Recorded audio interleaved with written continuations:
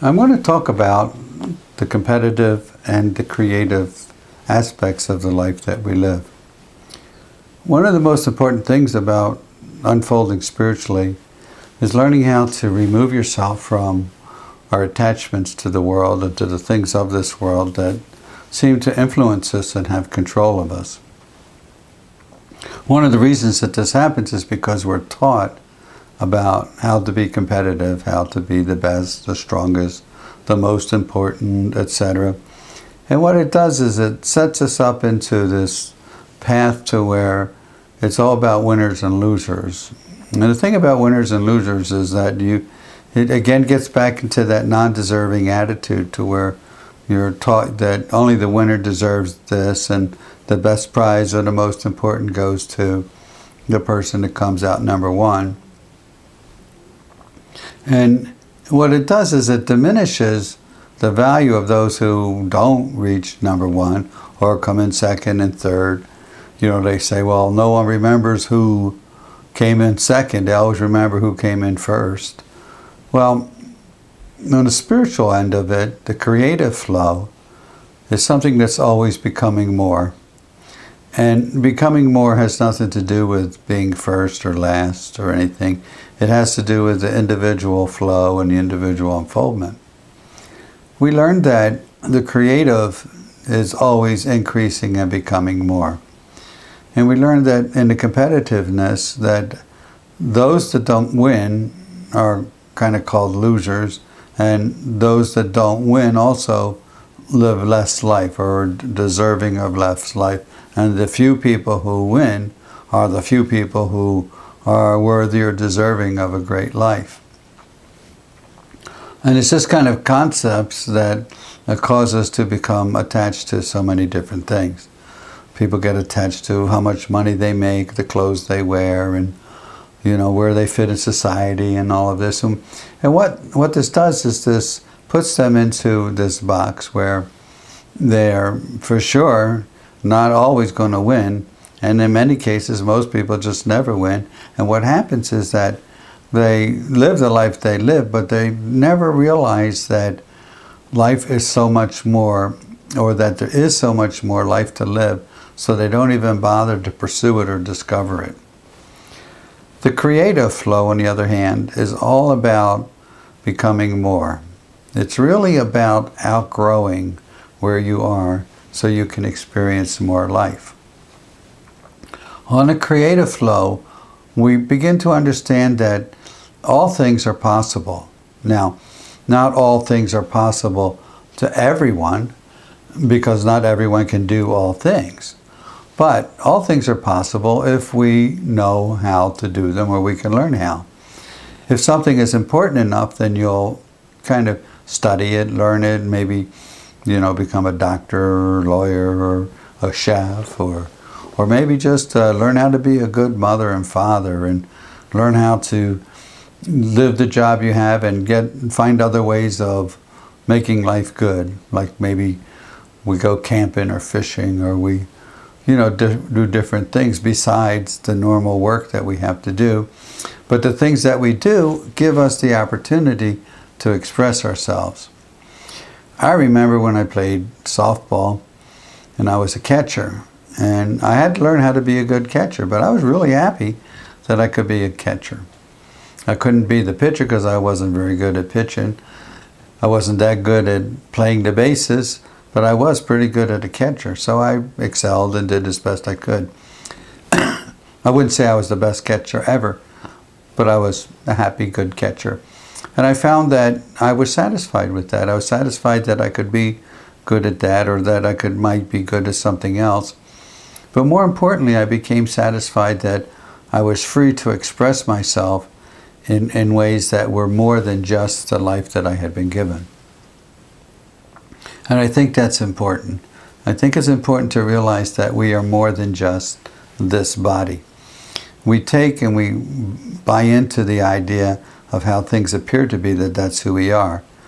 Unfortunately, we've forgotten how to recognize ourselves as soul and see ourselves as far more than just this body or just this life. And so one of the things that we want to do is we want to learn how to recognize ourselves as being much more than just this. And the way that we do it is through creativity. And the way the creativity works through us is that we begin to see that things are possible, and we allow ourselves to visualize it. Now, we all have a tool that is beneficial in becoming creative, and that tool we call the imagination. And the imagination is that part of ourselves that has the ability to take the things that we sense and give them form and shape.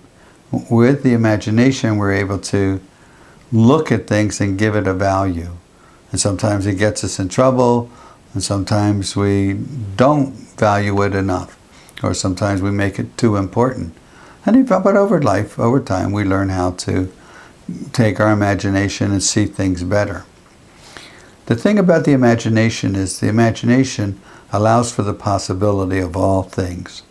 So if you want to know that your soul, you can sit down and you can visualize yourself as soul, and you can visualize what happens if you are soul. Like if your soul and the body stops existing, you still exist because you're soul. Soul doesn't die. So we have visualized ways in which we can comprehend that. And the creative flow that lies within us is always encouraging us to see more and to do more. So if we do stuff like meditate or contemplate, and we use our creative faculty, we can begin to see ourselves outside of the body, or the possibility of a heaven, or the possibility of being aware of what's in our universe, etc. What happens is that when we learn to be creative, we begin to put our attention in that area, and we begin to focus more in that area, and we begin to realize more.